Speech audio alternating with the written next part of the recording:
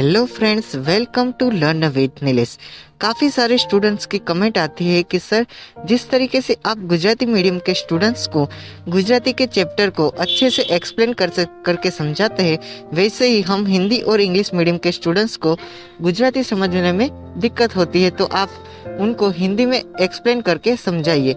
तो आज मैं स्टैंडर्ड 6 गुजरात बोर्ड के जो स्टूडेंट्स है स्टैंडर्ड 6 के, उनकी गुजराती की जो टेक्स्ट बुक है उसमें चैप्टर नंबर 11 ऊंट अने फकीर, उसको मैं हिंदी में अच्छे से समझाऊंगा और आप इस वीडियो को पूरा देखिए।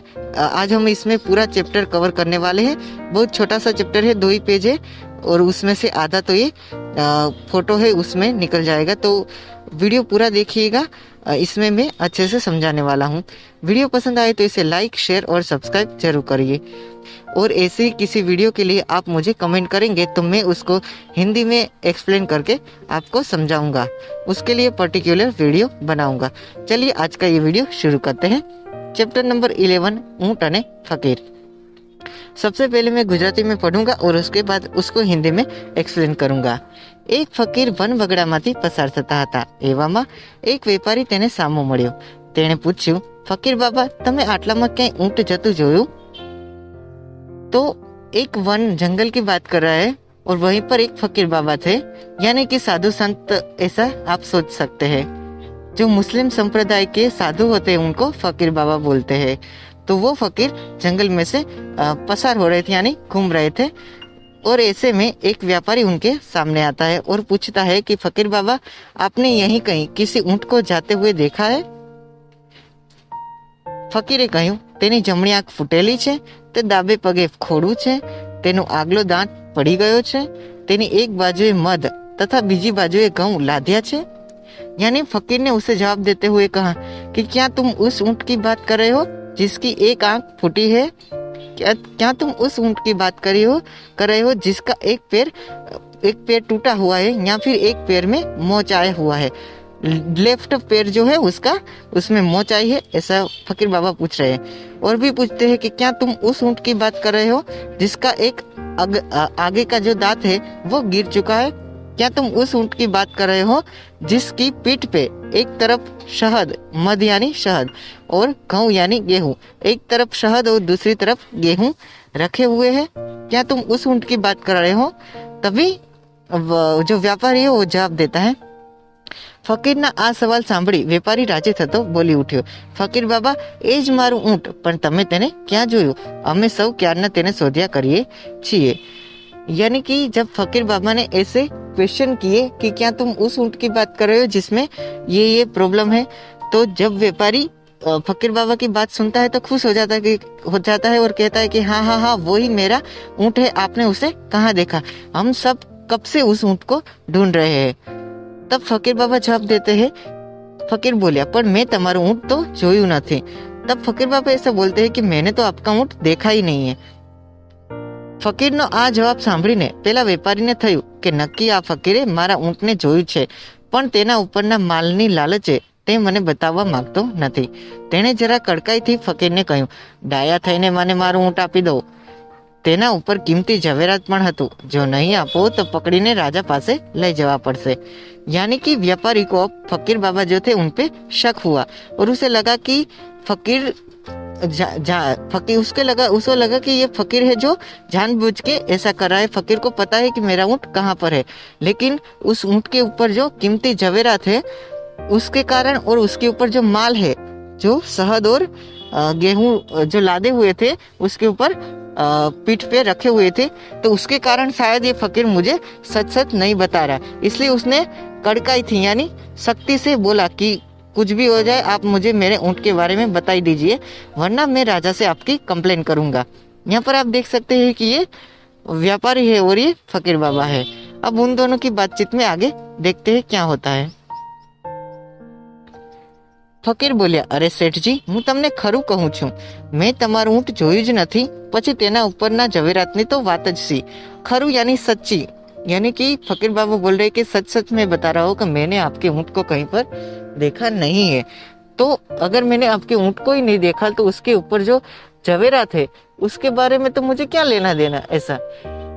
तब व्यापारी गुस्से से ફકીર બાબા સે બોલતા હૈ। પેલો વેપારી હવે ગુસ્સે થઈ ગયો। તેણે પોતાના માણસોને કહ્યું, આ ફકીરને પકડીને રાજા પાસે લઈ ચાલો। यानी जो व्यापारी था वो बहुत गुस्से हो गया और उसने अपने आदमी से कहा कि इस फकीर बाबा को ले चलो राजा के पास, इसको पकड़ लो और राजा के पास ले चलते हैं। अब आगे का देखते हैं। अब जो फकीर बाबा है उन्हें राज्यसभा में लाया गया है। રાજાએ ફકીરની ઝડતી લેવરાવી, પણ કશું ઝવેરાત તેની પાસેથી નીકળ્યું નહીં।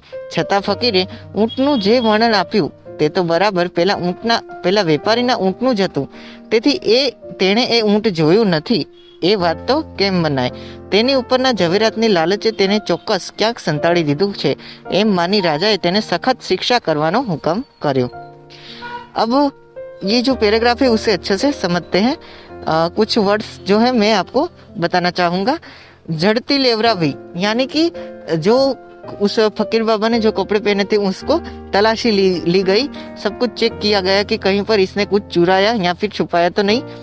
लेकिन जब उनकी तलाशी ली गई तो उनके पास से कुछ भी हाथ नहीं लगा और जवेरात यानी कि सोना चांदी जो भी ऊंट के ऊपर था उनमें से कुछ भी नहीं निकला। लेकिन फिर राजा को शक हुआ कि अगर इन्होंने ऊंट को देखा नहीं या फिर ऊंट को चुराया नहीं या फिर छुपाया नहीं है तो इन्होंने जो ऊंट के बारे में बताया, ऊंट का जो वर्णन किया वो तो सेम टू सेम उस ऊंट के बारे में था जो कि व्यापारी का ऊंट था। तो राजा ने ऐसा सोचा कि जानबूझ के ये फकीर ऐसा कर रहे और फिर उसने फैसला लिया कि इस फकीर बाबा को कड़ी से कड़ी सजा दी जाए। सख्त शिक्षा यानी कड़ी से कड़ी सजा दी जाए। अब फकीर बाबा क्या कहते राजा को ये देखते हैं। રાજાનો હુકમ સાંભળી ફકીર બોલ્યા, રાજાજી રેમ કરીને પહેલા મારી વાત સાંભળો। ખરેખર મેં ઊંટ જોયું નથી। વાત એમ છે કે હું વનવગડામાં કેટલાય વર્ષથી રહું છું। મને બધું અવલોકન કરીને જોવાની ટેવ છે।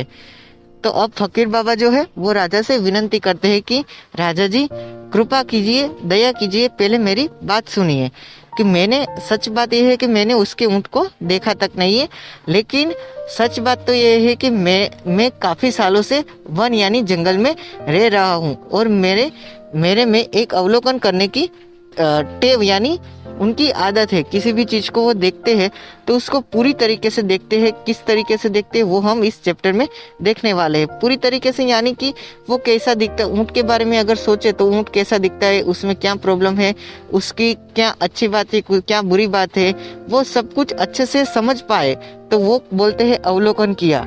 ठीक है, तो उन्होंने बोला कि वो मेरी अवलोकन करने की जो शक्ति है, अवलोकन शक्ति, उसके आधारित पे मैंने उस ऊंट के बारे में बताया है। આજે સવારે જ્યારે હું વનવગડામાંથી પસાર થતો હતો ત્યારે મેં જમીન ઉપર ઊંટના પગલા જોયા, પરંતુ તેની સાથે માણસના પગલા ન હતા। તે ઉપરથી મેં માન્યું કે તે ઊંટ તેના માલિક પાસેથી છૂટું પડી ગયું હોવું જોઈએ। यानी कि अब फकीर बाबा ने जो ऊंट का वर्णन किया था उसके बारे में बता रहे हैं कि आज सुबह जब मैं वनवगड़े में से जो जंगल था उसमें से घूमता था तभी उन्होंने जमीन पे ऊंट के पैरों के निशान देखे। लेकिन उसके साथ साथ जो कि उसका मालिक होता, इंसान होता, तो उसके भी पैर दिखने चाहिए, लेकिन सिर्फ और सिर्फ ऊंट अकेले के पैर के निशान दिख रहे थे। और इसी कारण जो फकीर बाबा थे उन्होंने तय किया, अनुमान लगाया कि जरूर ये जो ऊंट है वो अपने मालिक से दूर हो चुका है, मालिक से बिछड़ गया है। दूसरा उन्होंने बोला कि પગલાના માર્ગની એક જ બાજુના ઝાડના પાંદડા કરડેલા હતા। તે ઉપરથી મેં માન્યું કે ઊંટ એક આંખે કાણું હોવું જોઈએ।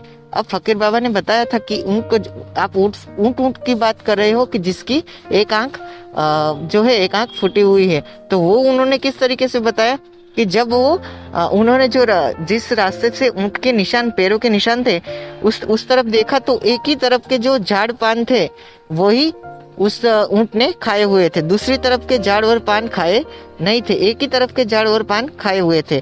तो फकीर बाबा ने अनुमान लगाया कि ऊंट जो है उसकी एक ही आंख सही होगी और दूसरी आंख फूटी हुई होगी, तभी तो वो एक ही दिशा के झाड़ और पान खा रहा था। आगे देखते हैं। તેના પગલામાંનું એક બાજુનું પગલું જરા ઓછું દેખાતું હતું। તે ઉપરથી મેં ધાર્યું કે તે એક પગે ખોડું હશે। ખોડું यानी उसके पैर में मोच आई होगी ऐसा। तो जो उस ऊंट का जो पैरों के निशान थे उसमें से एक पैर का निशान सही था, लेकिन दूसरे पैर का निशान में थोड़ा सा कम दिखाई दे रहा था, अच्छे से दिख नहीं रहा था। तो उस हिसाब से फकीर बाबा ने अनुमान लगाया कि शायद इसके एक पैर में मोच आई होगी, एक पैर या फिर टूटा हुआ होगा।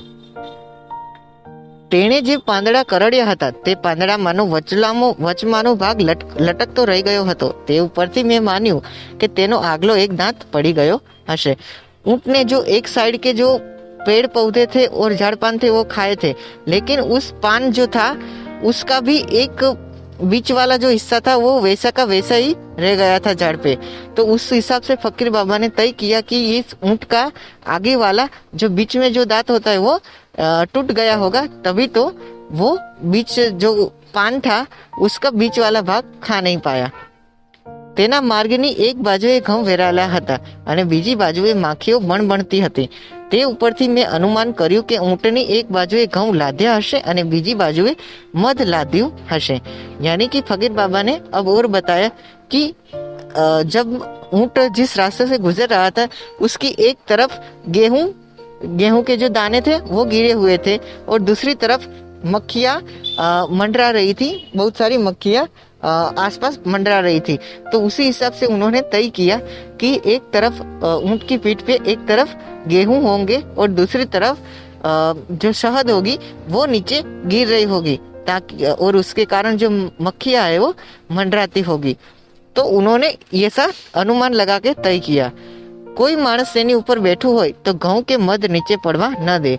એ ઉપરથી મેં માની લીધું કે તે ઊંટ એકલું છે, તેના ધણી પાસેથી નાઠું છે, यानी धनी पासे थी नाठू, यानी धनी यानी मालिक और नाठू यानी भाग गया है ऐसा। तो अब इन्होंने और भी बताया कि अगर उसके साथ या फिर उसके ऊपर कोई इंसान बैठा हुआ होता, उसका मालिक होता उसके पास, तो गेहूं या फिर शहद जो है उनको नीचे गिरने नहीं देता। लेकिन यहाँ पर तो गेहूं और शहद नीचे गिर रहे थे। इसका मतलब ये हुआ कि उसके साथ वो जो ऊंट है अपने मालिक से बिछड़ गया होगा। तो उन्होंने अपने अनुमान शक्ति के कारण ये सब कुछ किया। થોડે દૂર જતા આ વેપારી મને સામો મળ્યો અને ઊંટ વિશે પૂછવા લાગ્યો। મેં તેને ઉપર પ્રમાણે ઊંટનું વર્ણન કહ્યું। તે ઉપરથી તેને લાગ્યું કે મેં તેનું ઊંટ જોયું છે, પણ ઝવેરાતની લાલચે હું તેને બતાવતો નથી। પરંતુ રાજાજી, હું સાચું કહું છું કે મેં ઊંટ જોયું પણ નથી કે સંતાડ્યું પણ નથી। अब फकीर बाबा ने विनती करते हुए फिर से कहा कि ये मेरी अवलोकन शक्ति के कारण ही मैंने सब कुछ किया है। और जब मैंने ऊँट का अवलोकन किया और उसके बाद जब ये व्यापारी मुझे मिला तो मैंने उसे पहले की तरह ही बताया कि आप उस ऊँट की बात कर रहे हो जिसकी एक आँख फूटी हुई है, क्या आप उस ऊँट की बात कर रहे हो जिसका एक पैर में मोच आई है, वो सब कुछ बताया। लेकिन सच बात तो ये है कि मैंने उसके ऊँट को कहीं पर देखा तक नहीं है और ना ही मुझे उसके ऊपर के जवेरात या फिर माल की चिंता है और लालच भी नहीं है। तो फिर मैं उस ऊँट को क्यों छुपाऊं ऐसा? तो मैंने उसको छुपाया नहीं है। अब इस बात से राजा को उन पे विश्वास आया और उनकी जो शक था वो दूर हो गया। और अब आगे राजा क्या करता है देखते हैं। राजा ने आ सांभળી ખાતરી થઈ ગઈ કે ફકીરે ખરેખર ઊંટ જોયું નથી કે સંતાડ્યું પણ નથી। તેણે ઊંટ વિશે જે કહ્યું હતું તે તેની અવલોકન કરવાની ટેવ ઉપરથી જ કહ્યું હતું। રાજાએ ફકીરને ઇનામ આપી છોડી મૂકવાનો હુકમ કર્યો અને તેમની અવલોકન શક્તિના ખૂબ વખાણ કર્યા। तो राजा को इस बात से प्रसन्न हो गया और उसे ये समझ में आ गया कि सच बात तो ये है कि इस फकीर बाबा ने उस ऊँट को चुराया या फिर छुपाया नहीं है। इन्होंने जो कुछ भी किया वो उनकी अवलोकन शक्ति, जो अवलोकन करने की जो उनकी आदत थी, उसके कारण ही ये सब कुछ ऊँट के बारे में उन्होंने बताया था। और फिर राजा ने उस फकीर बाबा को इनाम देकर वहीं से जाने के लिए दिया और उनको सजा नहीं की बल्कि एक इनाम दिया और उनकी जो अवलोकन शक्ति थी उसकी तारीफ की। तो ये चैप्टर मैंने अपनी तरीके से अच्छे से समझाने की कोशिश की है। आई होप कि आपने ये वीडियो पूरा देखा होगा। Please like, share and subscribe to my channel. Thank you very much.